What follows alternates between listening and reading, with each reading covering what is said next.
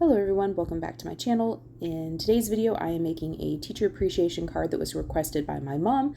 She wanted to have a card to give to a gentleman that teaches their Sunday school class at church. So here I have the Waffle Flower teacher set. I have the kitchen sink stamp mini apple set.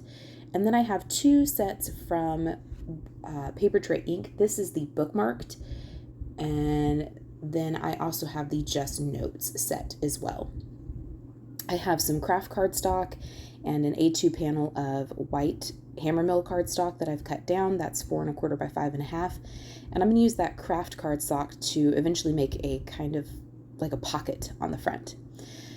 The first thing I'm going to use is the paper Trey Ink Just Notes set. And this set comes with 4 stencils that create, when they're layered together, will create a grid, like the grid paper you would have when you were in, your Smarter Than Me math classes. And I chose to go with the smaller grid, which makes it about 1/4 inch squares. The reason why I went with this one is because a lot of this is going to be covered up, and I wanted there to be some interest in the background, and I wanted it to mimic, school paper. So that's why I went with the smaller one. I'm going to eventually, I had some pixie spray out, but I chose not to use it. But you absolutely could. Pixie spray is just a very low tack adhesive spray.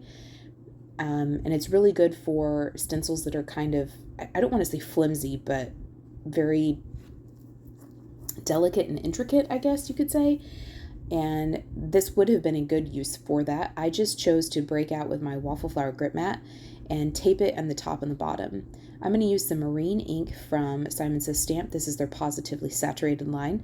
And I'm going to turn the Waffle Flower grip mat on its side, and I'm just going to go up and down. Normally when I use my blending brushes, and I purchased these off of Amazon, but normally when I use my blending brushes, I go in like a circular motion. But because this is very loose in the middle, I didn't want to do that. So I just turned it on its side, and I'm going up and down, applying, a light coating of this fairly pale ink.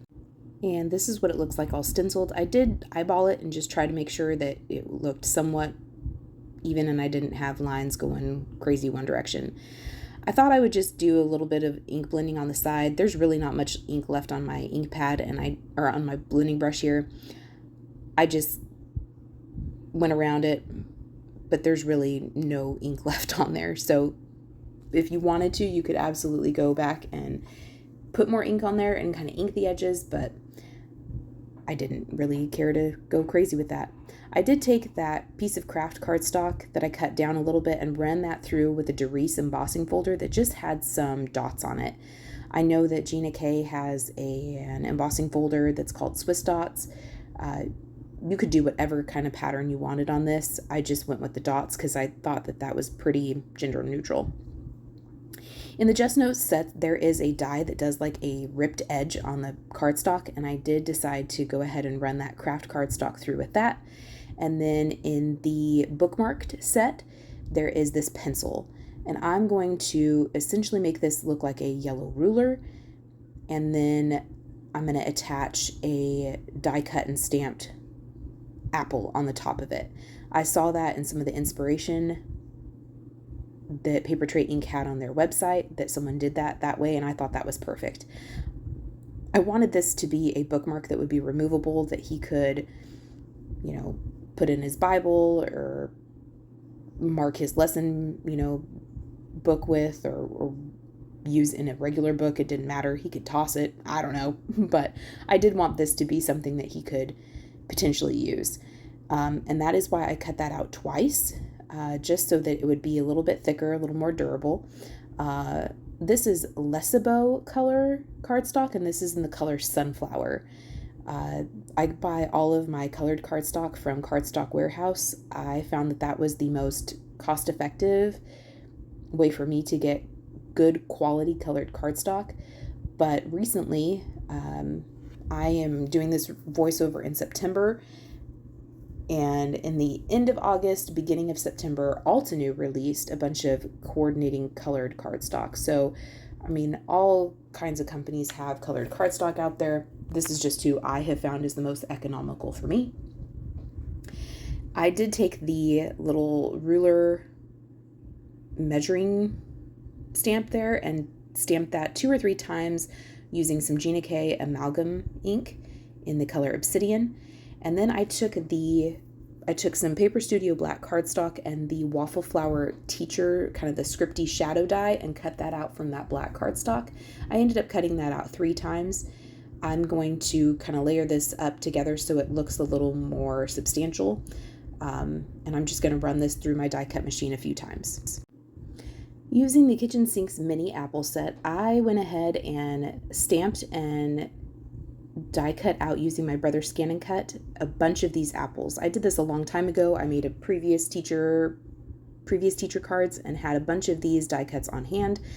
And so what I'm going to do, just so that I can make sure I get things lined up correctly, and this is what I'm going to do for all of the layers. I think I'm just going to briefly tell you what colors I used, because I'm going to follow the same process for all of the layers. So what I'm doing here is I've taken that solid black die cut, I've put it inside the negative piece, and I've lined that up in the corner. And then I'm lining up the stamp that I'm going to use on top of that template piece, I guess we can call it. And then I'm going to put in one of my negative pieces. I'm going to end up cutting, I think like 7 of these, stamping 6 or 7 of these apples. And that's what I'm going to do, is I'm going to layer it at the top of this little pencil so that it doesn't look like a pencil anymore. It looks more like a ruler with an apple on the top. But I'm going to use all of my Altenew inks here, give them a little bit of love. I haven't used those in quite some time, so I'm going to go ahead and stamp those out using my Altenew inks. I will go ahead and tell you all of the colors I'm going to be using today, but I will be sure to list those down below in the YouTube description box in case you want to make apples that are very similar to this. I will tell you that this kitchen sink stamp has 5 layers to the apple. I didn't end up using all of those. The leaves have 3 layers, and I only ended up using 2 of those. So the apple has 5, I used 4. The leaves have 3, I used 2. So that just lets you know that you don't have to use all of the layers, but you absolutely can. Do I have 5 ink? These Altenew inks come in quads, so groups of 4. And I thought, okay, well, what am I going to use for that very darkest color? So one of the things that you can do if you are running out of inks, or maybe you're just beginning and you don't have a huge collection, is you can multi-stamp things. So you can stamp that same ink 2, 3, 4 times just to build up the color. Maybe you need a lighter color, so you can do what is called, you can stamp off. So essentially you ink up your stamp, you stamp it on a scrap piece of paper, and then you stamp it onto your project. And you can get 2nd and 3rd generations by doing that same kind of process. So this is a way, particularly if you maybe having a whole bunch of ink colors is not your thing, that's not where you prefer to spend your money, or you're just new to this and you don't have a very large collection. Those are ways to kind of stretch your supplies and give you more colors without having to invest in more colors. So as I was yammering on, I have a red, a yellow, and a green apple combination here. And like I said, these are all Altenew inks. All of the colors I used today, and I will list them below, but I used Moss, that is part of the green one. Honey Drizzle is part of the yellow. Velvet, Crimson, Rouge, and Blush are all part of the red apple. The Citrus Burst and Fresh Lemon and Maple Yellow are all part of the yellow apple. Bamboo Parrot and Olive are part of the green apple.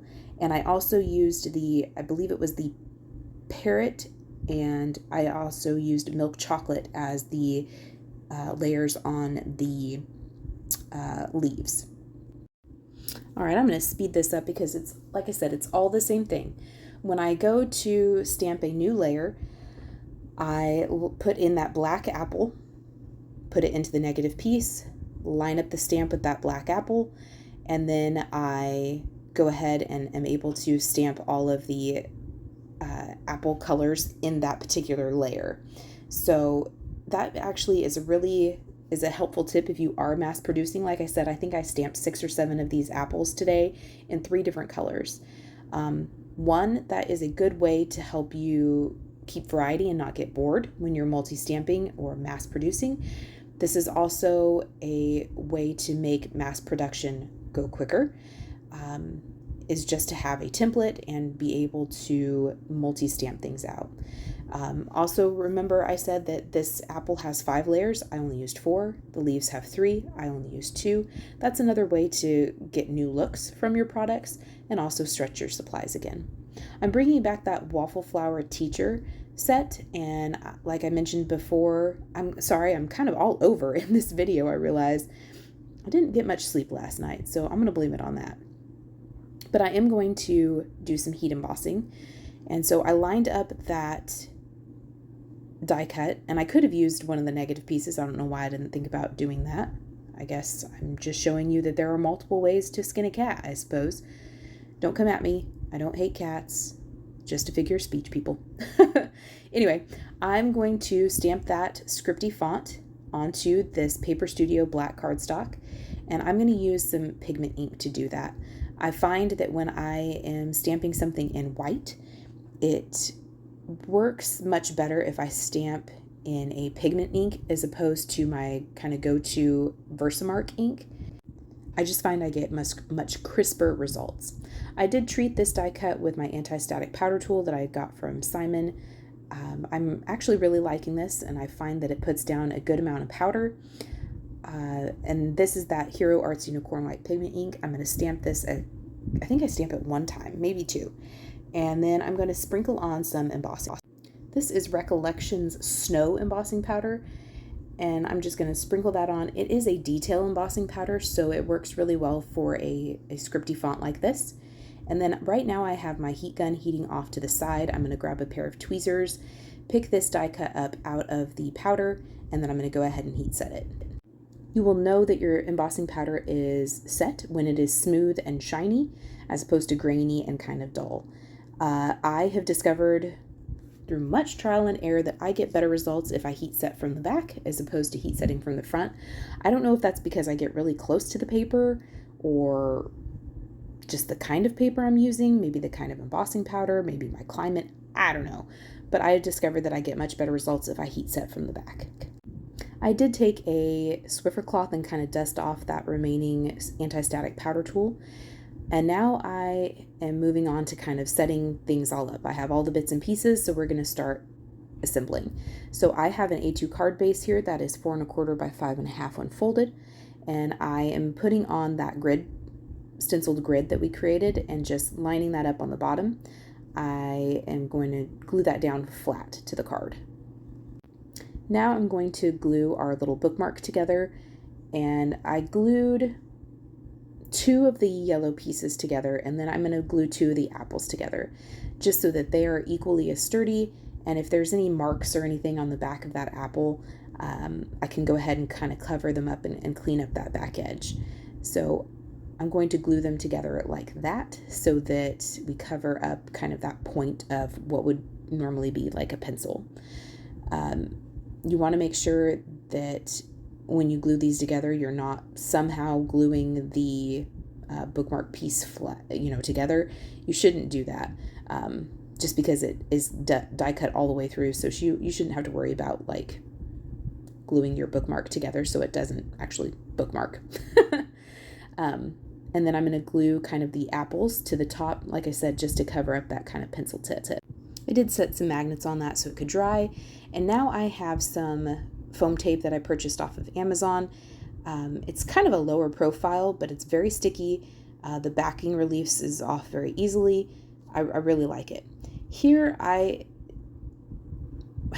end up moving this piece of foam tape that I just put on. I end up moving that around. When I was assembling this, I discovered I was covering up all of that like cut edge that I had, and that just looked silly, and that's not what I wanted. What was the purpose of die cutting that edge if I was going to cover it up? So when I figured out my layout, I did move that piece of foam tape down to the straight, cut edge, and that way I can create kind of a pocket. And then I'm going to lay everything back out just so that I can make sure that I like how everything is looking. And I think this worked out pretty cute.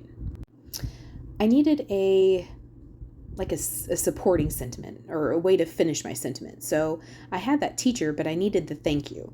So I just stamped that a few times on some of that same craft cardstock that I cut that pocket from. And I'm going to use I think these die cuts are from Spellbinders, but I could be wrong. But I'm going to use that same Gina K Obsidian Amalgum ink to stamp this 3 or 4 times, and just so I can get a really, really crisp image. And then I'm going to use I think it's a Spellbinder stitched banner die to die cut these out. So I'm going to run that through my little die cut machine, and then you can see those dies off to the left there. I think it's a Spellbinders die, but whatever kind of banner or sentiment label die you have will work. I just wanted to use this because it gave me a straight edge and kind of finished it off nicely. Now let's go ahead and assemble. So I did flip that so that that die cut torn edge is at the top. I put a little bit of liquid adhesive on that foam tape just in case I needed to move something around. That gave me just a little bit of wiggle room. And now we can really begin to kind of layer and assemble. So I'm just making sure that my little apple bookmark doesn't stick out too terribly far from the top. I do have to kind of make a custom envelope for this card, but that's not a big deal. You could just put it in a larger envelope and then maybe put some heavyweight cardstock around it if you were going to mail it or ship it somewhere, just so that it doesn't get kind of bent in the mail. And then I'm going to glue these 2 outer apples down first. That will give me a good way to kind of judge the spacing for the other 3 apples. And I'm gluing the outer apples down flat, and then the red apple I'm going to pop up with some more of that Amazon foam tape. I was using Instant Dimension foam tape from Altenew for the longest time, but I ran out of that. And this foam tape from Amazon is very cost effective. It's very inexpensive, and it works just as well as the others. It's not a very high profile. I would say it might be just a little bit lower profile than my Altenew foam tape, but it's not much different. I also could use my Dollar Tree foam squares. I've used those in the past also, but I had this out from doing those, making that pocket, so that's just what I used. And you saw me add just a little strip of liquid adhesive there just in case. And here I'm just kind of trying to figure out what arrangement I like those apples at. So I mentioned before that I used that teacher die 3 times, and I'm going to layer those all together just so that this has a more substantial weight to it. And then I'm going to go ahead and glue that down flat to the little pocket we have here, and also glue that thank you down flat. And I'm going to have to lift up the edge of my T there just so that I can kind of nestle that in there a little bit better. You could have done this the same kind of black on white heat embossing and die cutting, but I kind of liked how that thank you blended in. I could have stamped that directly on the pocket had I not already done some heat embossing, or not, excuse me, not heat embossing, had I not already done some dry embossing on there. But that already had texture. It was already glued down to the card. We were kind of past the point of no return there. So using a sentiment label, a die cut was the way to go. I didn't want to let that last red apple go to waste, so I just glued that into the inside of the card. And now we see we've got this pocket. This bookmark can come out. We can see some of that background really well. As a finishing touch, I wanted these apples to sparkle a little bit, so I used a Spectrum Noir clear glitter brush pen and put that all over the apples and the leaves. I did end up going back and kind of rubbing my finger over that to remove some of that glitter. This is going to a man after all, so I didn't want it to be super sparkly, but I did want it to have a little bit of interest. So after it was dry, I did kind of go back and brush some of that off with just my finger, just to make it a little less in your face sparkle. And then that is it. I really appreciate you spending time with me. I know it was kind of a longer video, but we made quite a few things and did a few techniques and lots of stamping. So I hope that there was something in this video that you got some use out of and inspired you and helped you. And until then, we will see you next time.